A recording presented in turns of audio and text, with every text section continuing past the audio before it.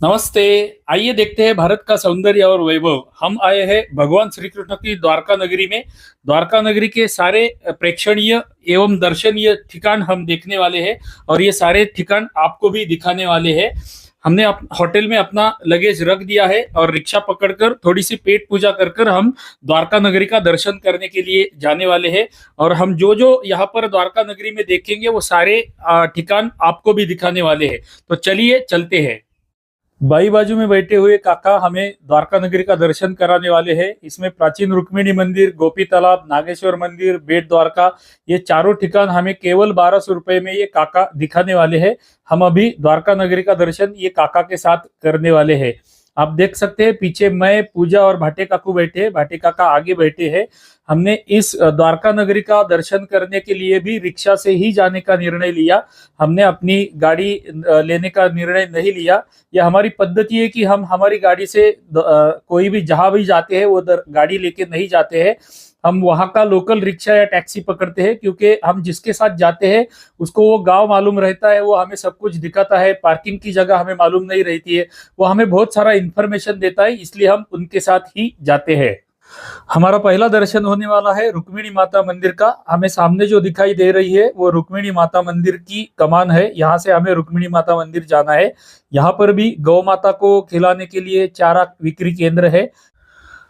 हमारे इस रुक्मिणी मंदिर के सामने ही बहुत बड़ा पार्किंग है। आप अपनी गाड़ी लेकर भी यहाँ पर आ सकते हैं। गोपी तालाब में भी पार्किंग है, बेट द्वारका में भी पार्किंग अवेलेबल है। तो द्वारका नगरी से आप अपनी गाड़ी लेकर भी इन जगह पे आ सकते हैं। तो ये रिक्शा है जिस रिक्शा से हम द्वारका नगरी का दर्शन कर रहे हैं। सामने ही प्रवेश द्वार है मंदिर का, उसमें से हमें अंदर जाना है।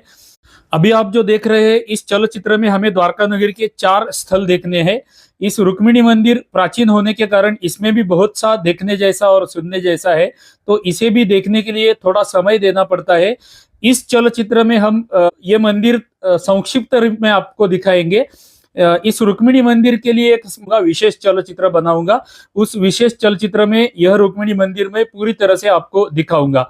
मंदिर को यदि हम बाहर से देखते हैं तो 3 भाग दिखते हैं। एक गर्भगृह है जो अभी हमें दिख रहा है, उसके पीछे उसके सामने सभा मंडप है, उसके सामने प्रवेश मंडप है।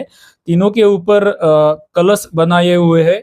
मुख्य गर्भगृह के कलश के ऊपर ध्वजा लहरा रही है, जो हमें अभी लहराती हुई दिख रही है। मंदिर की सीढ़ियां जहां आरंभ होती है वहां पर ही बाई बाजू में अंबा माता का एक सुंदर छोटा सा मंदिर दिखता है। ये अंबा माता के मंदिर में भी पाषाण पर सुंदर नक्शीकाम किया हुआ है। ये अंबा माता का दर्शन लेके हम आगे मुख्य रुक्मिणी माता मंदिर के दर्शन के लिए जा सकते हैं। या अभी हम अंबा माता का मंदिर देख रहे हैं। सीढ़ी चढ़ के ऊपर जाते हैं तो ऊपर हाथियों की सुंदर माला हमें दिखाई देती है। सुंदर नक्शीकाम यहाँ पर किया हुआ है। ये इतना सुंदर नक्शीकाम है कि ये देखते ही रह जाते हैं। इसे इसका वर्णन करने के लिए हमारे पास शब्द अधूरे रह जाते हैं, पड़ जाते हैं। इतना सुंदर नक्शीकाम इस मंदिर में हमें किया हुआ दिखता है। अभी ये मंदिर की दाहिनी बाजू हम देख रहे हैं। दाहिनी बाजू में भी ये सुंदर फूलों की नक्काशी की गई है। ये पूरा पाषाण में किया हुआ नक्शीकाम है। ये मंदिर निर्माण करने के लिए करोड़ों रुपए हमारे पूर्वजों ने खर्च करके रखे हैं। वो हमें मंदिर देखने के लिए जाना चाहिए। अभी हम जो सामने देख रहे हैं वो हनुमान जी का मंदिर है। मुख्य मंदिर के बाई बाजू में ही ये हनुमान जी का मंदिर है। अभी यहाँ पर मुख्य मंदिर का गर्भगृह आता है। गर्भगृह के ऊपर जो हमने कलश बाहर से देखा था वो अभी हम लोग अंदर से देख रहे हैं। प्रवेश मंडप का जो खंबे है उसमें भी अच्छा नक्शीकाम किया हुआ हमें दिखाई देता है, जो हमें देखने के लिए जाना चाहिए। ये सुंदर नक्शीकाम ये प्रवेश मंडप के खंभों के ऊपर हमें दिखता है। बाई बाजू में हनुमान जी का जो मंदिर है उसका भी कलश पर बहुत अच्छा नक्शीकाम किया हुआ हमें दिखाई देता है। अभी आपको जो सुंदर नक्शीकाम स्क्रीन पर दिख रहा है, यह सुंदर नक्शीकाम देखने में यदि आपको रस है तो कृपया इस रुक्मिणी मंदिर का हम जो विशेष चलचित्र बनाने वाले हैं वह चलचित्र भी अवश्य देखिएगा, ये आपसे प्रार्थना है। उस चलचित्र में हम ये मंदिर पूरी तरह से आपको दिखाएंगे। इस मंदिर की आख्यायिका जो हमें मंदिर में जाने से पहले यहाँ के पंडित जी सुनाते हैं, वो आख्यायिका भी हम हमारे विशेष चलचित्र में आपको पूरी तरह से सुनाएंगे। तो वह विशेष चलचित्र रुक्मिणी मंदिर का इसके आगे आने वाला अवश्य देखिएगा। ये आपसे फिर से प्रार्थना है। तो आइए मंदिर देखने को आरंभ करते हैं। हम यहाँ पर संक्षिप्त रूप से मंदिर देख रहे हैं। ये मंदिर का गर्भगृह आपको अभी दिखने लगा है सामने। गर्भगृह में फोटोग्राफी अलाउड नहीं है, फिर भी मैंने प्रयत्न किया है ज्यादा से ज्यादा फोटोग्राफी करके आपको दिखा सकूं। ये गर्भगृह सामने जो आपको दिख रहा है वो रुक्मिणी माता का मंदिर और रुक्मिणी माता का दर्शन अभी हमें हो रहा है। रुक्मिणी माता का दर्शन लिए बिना द्वारका धाम की यात्रा अपूर्ण रह जाती है, ऐसी भाविकों की श्रद्धा है। इसलिए रुक्मिणी मंदिर हमें देखने को जाना चाहिए। अभी हमें जो मकरमुख दिख रहा है, ये मकरमुख और गोमुख, ये दोनों में क्या अंतर होता है? मकरमुख जो जहां पर होता है वो मंदिर कम से कम 1000 साल से भी ज्यादा पुराने होते हैं, ये मंदिर शास्त्र का अभ्यास कहता है। तो कोई भी प्राचीन मंदिर में आपको ऐसा मकरमुख दिखाई दिया तो आप समझ जाइए कि यह मंदिर कम से कम 1000 वर्ष प्राचीन मंदिर है या उससे भी प्राचीन मंदिर है। तो आगे चलते हैं। पूर्ण पाषाण से बनाए हुए इस मंदिर में अत्यंत सुंदर नक्शी काम किया हुआ है। अभी हमें जो दिख रहा है ये सुंदर नक्शी काम, ऐसी हजारों मूर्तियां इस मंदिर पर बनाई गई है। विष्णु की बहुत सारी, भगवान विष्णु की बहुत सारी मूर्तियां यहाँ पर हमें देखने को मिलती है। ऐसी मूर्तियां और ये नक्शी काम देखने के लिए हमारा रुक्मिणी मंदिर का विशेष चलचित्र अवश्य देखिएगा, ये आपसे प्रार्थना है। मंदिर के पीछे ही हमें समुद्र की खाड़ी दिखाई देती है। हमने जो मंदिर बाहर से देखा था वो हमें अभी मैं आपको समीप से दिखाता हूँ। समीप से भी ये मंदिर अत्यंत सुंदर दिखता है। यह सुंदर नक्शी काम देखने के लिए हमारा विशेष चलचित्र भी देखिए और कृपया ऐसे अन्य मंदिर यदि आपको महाराष्ट्र के देखने हैं, हिंदी में देखने हैं, तो कृपया टिप्पणी करके लिख दीजिए ताकि हम हमारे मराठी महाराष्ट्र के मंदिर के वीडियो भी हिंदी में कन्वर्ट करके आपको दिखा सके।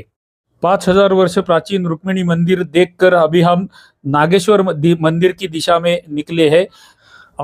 अभी हम आए हैं द्वारका नगरी में नागेश्वर भगवान का दर्शन करने के लिए। यहाँ के कुछ लोग इसे 12वां ज्योतिर्लिंग मानते हैं, कुछ लोग महाराष्ट्र में औंढ्या नागनाथ करके है उसको 12वां ज्योतिर्लिंग मानते हैं। यहाँ पर आते ही हमने सामने पार्किंग दिखाई देता है, पार्किंग के सामने ही ये भगवान महादेव की बड़ी मूर्ति हमें दिखाई देती है और दाहिनी बाजू में ये मुख्य मंदिर दिखाई देता है। कर्नाटका में मुरुडेश्वर में महादेव की जैसी मूर्ति है वैसी ही बड़ी आकार में महादेव की मूर्ति यहाँ पर हमें देखने को मिलती है। यहाँ पर कुछ खाने पीने के, चाय पानी के, नारियल पानी के कुछ स्टॉल है और उनके सामने ही मंदिर का प्रवेश द्वार है। इस प्रवेश द्वार से हम आगे जाते हैं तो आगे हमें गिर गाय बहुत दिखाई दी। अंदर मंदिर के प्रांगण के अंदर ये गिर गाय रखी हुई थी और चारा यहाँ पर भी उनके लिए उपलब्ध था। अभी हम भगवान महादेव की भव्य मूर्ति को समीप से देख रहे हैं। इसके मूर्ति के सामने जो लोग खड़े हुए अपना स्वयं चित्र निकाल रहे हैं, उनसे आप अंदाजा लगा सकते हैं कि ये मूर्ति कितनी भव्य और कितनी बड़ी है। चलिए तो आगे चलते हैं। गुजरात में हमें अधिकतर जगहों पे ऐसी गिर गाय ही दिखाई दी, भैंसे बहुत कम दिखाई दिए या भैंस हमें बहुत कम दिखाई दिए गुजरात में। ये गुजरात की विशेषता है। अभी ये मुख्य मंदिर की दिशा में हम जा रहे हैं। सामने लोहे का प्रवेश द्वार बनाया हुआ है और ये लोहे के प्रवेश द्वार से हमें अंदर जाना पड़ता है। दर्शन के लिए रांग यहाँ से आरंभ होती है और यहाँ से हमें अंदर जाना पड़ता है। अंदर अर्थात वीडियो शूटिंग करने की अनुमति नहीं है, फिर भी मैं प्रयत्न करूंगा आपको ज्यादा से ज्यादा दिखा सकूं। अभी हम मंदिर के सभा मंडप में आए हुए हैं। इस सभा मंडप में भी घूमकर हमें अंदर जाना पड़ता है। सामने ये त्रिशूल हमें दिखाई देता है और सामने त्रिशूल के पीछे ही एक नंदी है और नंदी के पीछे भगवान नागेश्वर के दर्शन हमें होते हैं, जो अभी हमें नागेश्वर के दर्शन हो रहे हैं। ओम त्र्यंबकं यजामहे सुगंधिं पुष्टिवर्धनम् उर्वारुकमिव बन्धनान् मृत्योर्मुक्षीयमामृतात्। श्री नागेश्वर भगवान की जय। ओम हर हर महादेव शंभो, हर हर महादेव शंभो, हर हर महादेव शंभो। मंदिर के गर्भगृह में थोड़ी सी जगह हो गई है तो आप आराम से भगवान नागेश्वर का दर्शन ले लीजिए। नागेश्वर भगवान की जय। ओम हर हर महादेव शंभो। आज हमारा भाग्य है कि यहाँ पर आज भीड़ नहीं थी, ज्यादा लोग नहीं थे, इसलिए हम भी अच्छी तरह से भगवान नागेश्वर के दर्शन ले सके और आपको भी अच्छी तरह से दर्शन दे सके। अगर यहाँ पर भीड़ रहेगी तो सीसीटीवी में भी आप दर्शन ले सकते हैं। यहाँ का अत्यंत सुंदर नंदी जो है, एक ही पाषाण में पूर्ण नंदी का निर्माण किया गया है। इस नंदी पर भी अत्यंत सुंदर नक्शी काम किया गया है जो हमें अभी दिखाई दे रहा है। उसके आप चेहरे के ऊपर देख सकते हैं, उसकी जो रस्सी है या उसकी मालाएं है, उसके गले में घंटाओं की माला बनाई हुई है। ये सारा नक्शी काम अत्यंत सुंदर दिखता है। सभा मंडप में ही बाई बाजू में हमें ये पुस्तकों के कुछ स्टॉल दिखाई देते हैं। यहाँ पर हम भगवान शिव के स्तोत्र मंत्र सूक्त के पुस्तक खरीदी कर सकते हैं। इन पुस्तकों के स्टॉल के बाजू में ही हमें यहाँ के प्रसाद का एक स्टॉल दिखाई देता है जो हमें हमें दिख रहा है। इस मंदिर के सभा मंडप में ही एक सुंदर संगमरवर की महालक्ष्मी की मूर्ति है जो अभी हमें दिख रही है। महालक्ष्मी माता का दर्शन भी आप ले लीजिए। यहाँ से बाहर जाते ही हमें कुछ वृक्षराजी दिखाई देती है, हरियाली दिखाई देती है। भले ही हम गुजरात में है, फिर भी यहाँ पर हरियाली हमें दिखाई देती है। ये मंदिर का प्रांगण हम सामने की बाजू से देख रहे हैं। ये सुंदर मंदिर है, बड़ा भव्य मंदिर है और यहाँ के लोग इसको नागेश्वर ज्योतिर्लिंग मानते हैं। तो यदि आप द्वारका नगरी में आएंगे तो इस नागेश्वर का दर्शन करने के लिए भी आप अवश्य आइएगा। मंदिर की पीछे की बाजू हम देखेंगे तो ऊपर कलश दिखता है। मंदिर के पीछे कुछ पेड़ भी है जो अभी हमें दिख रहे हैं। थोड़ी देर पहले गर्भगृह में जाकर हमने जो दर्शन किया, वो गर्भगृह नीचे यहाँ पर जो है वो ओरिजिनल पुराना मंदिर है। अभी ये ऊपर का जो बनाया हुआ, ये सारा नया बनाया हुआ मंदिर है। मंदिर के आवार में ही पिछली बाजू में एक पीपल का पेड़ है जिसको महिलाओं ने धागे बांधे हुए हमें दिख रहे हैं। एक्चुअली धागे वट वृक्ष में बांधे जाने चाहिए, यहाँ पर पीपल के वृक्ष को धागे बांधे हुए हैं। वहां से हम और थोड़ा पीछे जाएंगे तो पीछे हमें एक तालाब दिखाई देता है। एक छोटा सा तालाब है, उसमें कुछ मछलियां तैरती हुई हमें दिखाई देती है, जहां पर भाविक लोग उनको खाना भी खिलाती है। तो ये सुंदर तालाब भी हमें मंदिर के पीछे दिखता है। मंदिर के विषय में माहिती देने वाला एक बोर्ड यहाँ पर हमें दिखता है, वो पढ़ेंगे। श्री नागेश्वर में भगवान शंकर की नाग रूप से और देवी पार्वती की नागिन रूप से पूजा होती है। इसलिए नागेश्वर में अपने जीवन की रक्षा के लिए गंगा जल के अभिषेक के साथ नाग नागिन का जोड़ा चढ़ाने का महत्व है। द्वापर युग में भगवान कृष्ण ने कई बार अभिषेक पूजा किया हुआ यह स्थान है। अभी हमारा नागेश्वर ज्योतिर्लिंग का दर्शन हो चुका है। अभी हम गोपी तालाब की दिशा में जा रहे हैं, जहां पर 16,000 गोपियों ने अपने देह त्याग किए थे। उस गोपी तालाब को देखने आइए हम चलते हैं, चलिए। अभी हम आ गए हैं गोपी तालाब के पास। सामने जो कमान दिख रही है गोपी तालाब की कमान है। यहाँ से हमें अंदर जाना होता है। जैसे ही हम यहाँ से अंदर जाते हैं, हमें लक्ष्मी नारायण का एक सुंदर छोटा सा मंदिर दाहिनी बाजू में दिखता है, जो अभी आप भी देख रहे हैं, लक्ष्मी नारायण का मंदिर है। उसके आगे हमें ये गोलोक धाम का मंदिर दिखता है। उसके आगे थोड़ा जाएंगे तो लड्डू गोपाल का एक छोटा सा सुंदर मंदिर हमें दिखाई देता है। ऐसे थोड़ा सा आगे जाएंगे तो हमें गोपी तालाब का पानी दिखने लगता है और सामने हमें गोपी तालाब की दिशा में जाने का रास्ता अभी दिख रहा है। यहाँ से दाहिनी बाजू में हमें मुड़कर अंदर गोपी तालाब की दिशा में जाना है। ये गोपी तालाब का जो फलक आपको दिख रहा है, ये हमें दर्शाता है कि हमें कौन सी दिशा में जाना है। सामने ही हमें गोपीनाथ मंदिर की कमान दिखाई देती है। इस कमान से हमें अंदर जाना है और अंदर पहले गोपीनाथ मंदिर आता है और मंदिर के पीछे ही गोपी तालाब है। यहाँ पर भी गौ सेवा करने के लिए संधि हमें मिल सकती है। सामने ही हमें गोपीनाथ मंदिर का प्रवेश द्वार दिखता है, बाहर का प्रवेश द्वार है। थोड़ा सा यहाँ से अंदर जाने के बाद हमें ऐसा दृश्य दिखाई देता है, एक बड़ा पेड़ है और उसके नीचे कुछ स्टॉल्स है। वो स्टॉल के दाहिनी दिशा में ही मुख्य गोपीनाथ जी का मंदिर हमें दिखाई देता है। तो आइए अंदर मंदिर में चल के गोपीनाथ जी का दर्शन करते हैं। इस गोपीनाथ जी मंदिर में हमें कान्हा की जो मूर्ति दिखती है, काले पाषाण में बनाई हुई मूर्ति दिखती है, ऐसी ही सेम मूर्ति हमें मुख्य द्वारकाधीश मंदिर में भी है दिखाई देती है। और बेट द्वारका के मंदिर में भी ऐसे ही कान्हा की मूर्ति है जो काले पाषाण से बनी हुई है। बेट द्वारका की जो मूर्ति है वो रुक्मिणी माँ ने स्वयं बनाई हुई मूर्ति है और मुख्य द्वारकाधीश की जो मूर्ति है वो स्वयंभू प्रकट हो गई हुई मूर्ति है। लेकिन दिखने में तीनों एक जैसे ही, साधारण एक जैसी ही दिखती है, डिक्टो नहीं है लेकिन साधारण एक जैसी ही ये तीनों मूर्तियां दिखती है। यहाँ से आप कल्पना कर सकते हैं कि मुख्य द्वारकाधीश का दर्शन कैसा होगा और बेट द्वारका के द्वारकाधीश का दर्शन कैसे होगा। वहां पर शूटिंग करने की अनुमति नहीं है, इसलिए यहाँ का दर्शन मैं ज्यादा देर आपको दिखा रहा हूँ। इस स्थान की आख्यायिका ऐसी है कि इस स्थान से श्री कृष्ण की 16,000 रानियां अर्जुन के साथ में जा रही थी। उनको स्नान करना था, इसलिए 16,000 गोपियां यहाँ पर रुक गई और अर्जुन वृक्ष के नीचे विश्रांति कर रहे थे। उतने में कुछ भिल्ल लोग आए और उन्होंने अर्जुन को बांध लिया, उसका धनुष्य उससे छीन लिया। तभी इन गोपियों को ऐसा लगा कि अभी हमारी रक्षा करने वाले अर्जुन के पास ही अभी कुछ धनुष्य नहीं रहा, कुछ शस्त्र नहीं रहे, तो हमारी रक्षा अभी कौन करेगा। इसलिए उन्होंने उन गोपियों ने 16,000 गोपियों ने इस गोपी तालाब में अपना देह त्याग किया, इसलिए ये गोपी तालाब प्रसिद्ध है। उनके स्नान के बाद ये गोपी तालाब इतना पवित्र हो गया कि इसके तल से जो मिट्टी निकलने लगी उसे गोपी चंदन कहलाने लगे लोग। और वो गोपी चंदन आपको पता ही होगा, ठाकुर जी को गोपी चंदन ही लगाया जाता है। यहाँ पर ऐसे गोपी चंदन के स्टॉल्स भी है जहां पर हम गोपी चंदन खरीदी कर सकते हैं। इन स्टॉल्स पर गोपी चंदन लेके हम घर में आके स्वयं को भी लगा सकते हैं और ठाकुर जी को भी लगा सकते हैं। इस पसीने भरी अवस्था में हमारा यहाँ का गोपीनाथ जी का दर्शन हो चुका है, गोपी तालाब का दर्शन हो चुका है। अभी हम चौथे स्थान में जा रहे हैं, जो चौथा आकर्षण केंद्र है द्वारका नगरी का, उसका नाम है बेट द्वारका या बेट द्वारका। यहाँ से बाहर निकलते निकलते हमें ये फलक दिखाई दिया, राम नाम का तैरता पत्थर।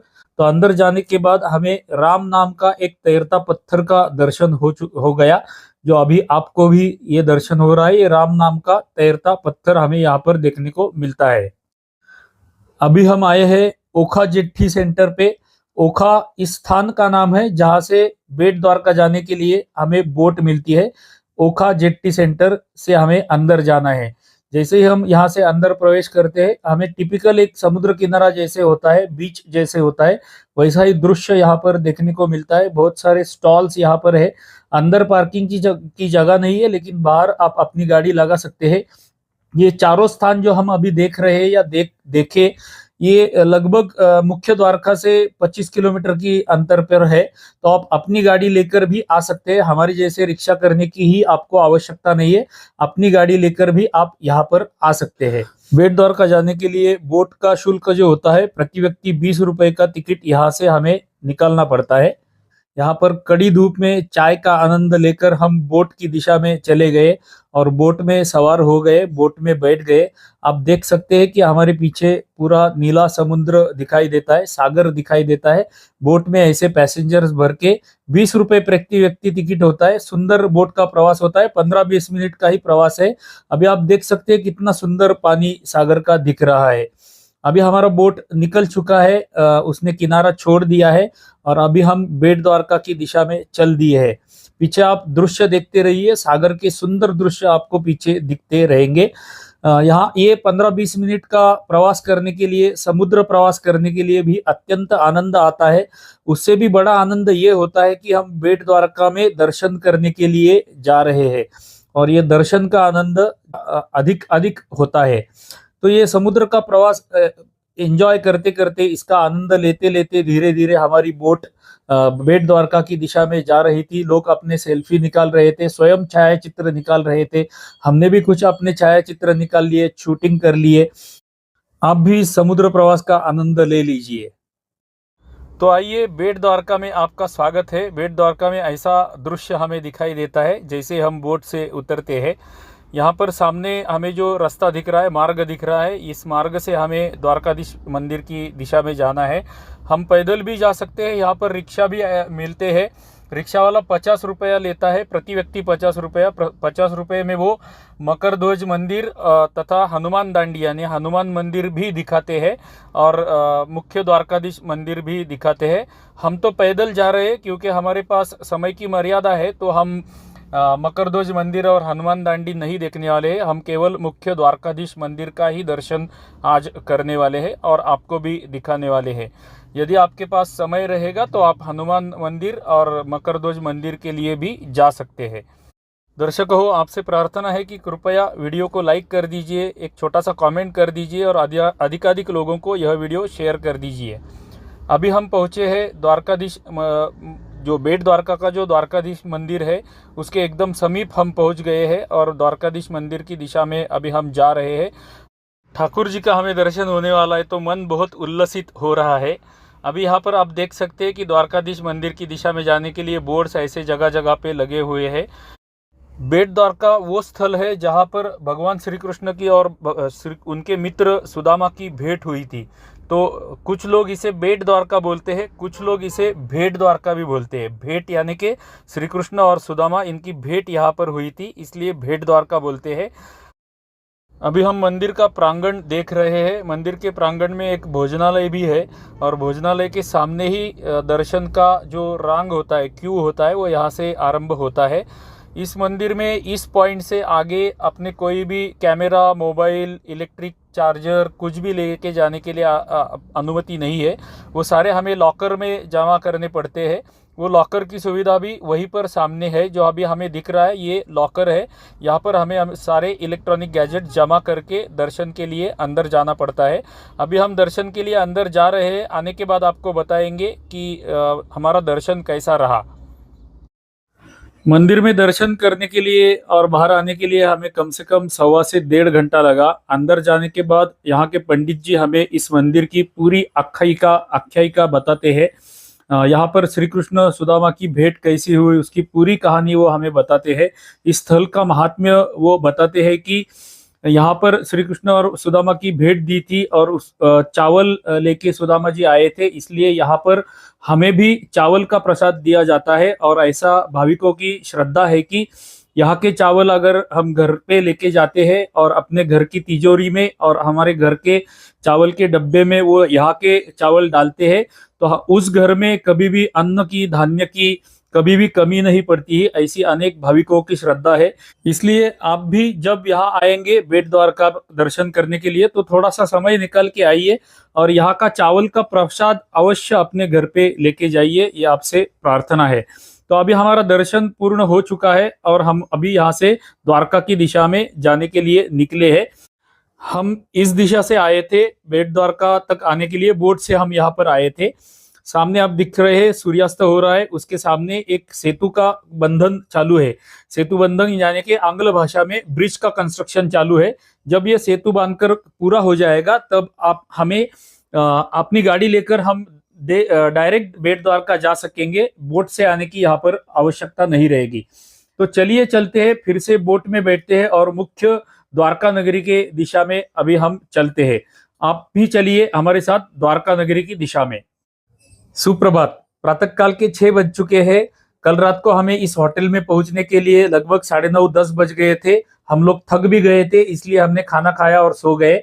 अभी हम द्वारका का मुख्य आकर्षण द्वारकाधीश मंदिर के दर्शन करने के लिए जाने वाले हैं और आपको भी दर्शन कराने वाले हैं। तो आपको भी हमारे साथ मुख्य द्वारकाधीश का मंदिर का दर्शन करने के लिए चलना है। चलिए। प्रातःकाल के 6:15 बज गए हैं। यहाँ पर भी अंदर मंदिर में कैमरा, मोबाइल, इलेक्ट्रॉनिक गैजेट्स ले जाने की अनुमति नहीं है, इसलिए यहाँ पर लॉकर में हम सब कुछ जमा करके हम दर्शन के लिए अंदर जा रहे हैं। अंदर जाकर दर्शन करके बाहर आके आपको मिलते हैं और बताते हैं हमने क्या देखा। मेरे पीछे आप देख सकते हैं कि द्वारकाधीश का मुख्य मंदिर का ये कलश हमें दिख रहा है। मंदिर में दर्शन करने के लिए और सुबह की हमें मंगला आरती भी मिली जो 6:30 बजे होती है। वो मंगला आरती और दर्शन करके हमें बाहर आने के लिए लगभग 1 घंटा लगा। अभी हमारा दर्शन पूर्ण हो चुका है। अत्यंत सुंदर पद्धति से हमारा दर्शन हुआ। अभी हम होटल की दिशा में जा रहे हैं। होटल से हमारा लगेज लेके हम आगे सोमनाथ की दिशा में जाने वाले हैं। तो दर्शक हो, अभी हमारा और आपका द्वारका नगरी में जितने भी दर्शनीय स्थल है उन सबका दर्शन हो चुका है। अभी हम होटल से लगेज और गाड़ी लेके सोमनाथ की दिशा में जाने वाले हैं। अभी आगे हमें सोमनाथ का दर्शन करना है। उससे पहले आपसे प्रार्थना है कि इस हमारे गुजरात प्रवास के लिए हमने एक गुजरात दर्शन हिंदी नाम का प्लेलिस्ट बनाया हुआ है। उस प्लेलिस्ट का अवश्य लाभ उठाइएगा। हम गुजरात में स्टैच्यू ऑफ यूनिटी, द्वारका, बेट द्वारका, सोमनाथ ये सारे स्थल देखने वाले हैं, वो आपको भी दिखाने वाले, तो उस प्लेलिस्ट का अवश्य लाभ उठाइएगा। यदि हमारा ये गुजरात का प्रवास हम आपको जो जो दिखा रहे हैं वो आपको अच्छा लगता रहेगा तो कृपया वीडियो को एक लाइक कर दीजिए, कमेंट कर दीजिए। आपकी टिप्पणी यदि आएगी तो हमें पता चलेगा कि आपको ये वीडियो कैसा लगा, ये चलचित्र कैसा लगा और हमारा प्रवास कैसा लगा। तो आपको प्रार्थना है कि कृपया टिप्पणी अवश्य कीजिए। अभी हम सोमनाथ की दिशा में जा रहे हैं आपको भी प्रार्थना है कि आप भी हमारे साथ सोमनाथ का दर्शन करने के लिए भी चलिए। तब तक के लिए आप सबको नमस्कार।